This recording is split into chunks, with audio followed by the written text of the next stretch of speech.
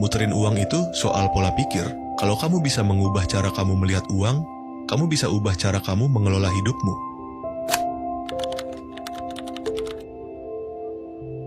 Salah satu alasan utama kenapa banyak orang gak berhasil muterin uang adalah karena dari kecil kita gak pernah diajarin. Kita hafal rumus-rumus pelajaran sekolah, tapi gak pernah benar-benar ngerti cara kelola gaji pertama. Kita tahu sejarah kerajaan atau jenis-jenis tumbuhan, tapi nggak tahu cara bangun dana darurat. Itu bukan salah kita, karena sistem pendidikan kita memang nggak fokus ke literasi keuangan dasar. Selain itu, banyak dari kita tumbuh dengan pemikiran bahwa yang penting itu kerja keras, cari uang sebanyak-banyaknya, lalu hidup akan aman. Tapi kenyataannya, makin banyak uang yang masuk. Kalau nggak tahu cara muter dan kelolanya, hasilnya tetap sama.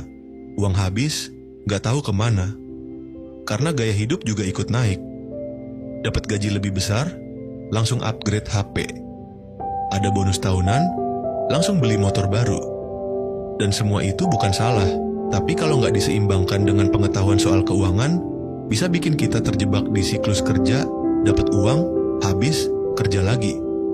Yang bikin makin susah adalah anggapan bahwa investasi atau muter uang itu cuma buat orang kaya. Padahal, justru mereka bisa kaya karena dari awal mereka ngerti cara muterin uang. Bukan nunggu punya banyak dulu, tapi dimulai dari sedikit yang diputar terus-menerus. Kesalahan berikutnya adalah menganggap uang itu netral kalau didiemin. Padahal uang yang diem, nilainya turun karena inflasi. Uang 100.000 hari ini gak akan punya nilai beli yang sama 1 tahun dari sekarang.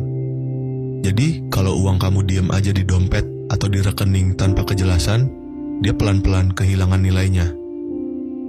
Makanya penting banget untuk kasih kerja ke uang kita.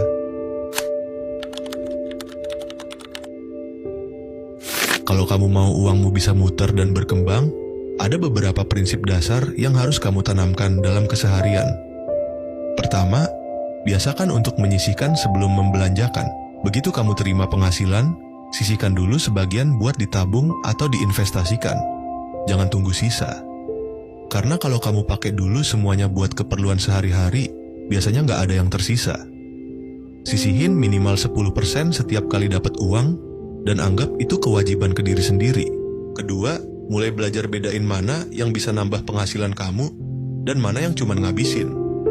Simpelnya gini, kalau kamu beli sesuatu, coba tanya, benda ini bakal bantu saya menghasilkan uang nggak? Misalnya, beli laptop karena kamu pengen mulai kerja freelance, itu investasi. Tapi, kalau kamu beli gadget terbaru cuma biar gaya,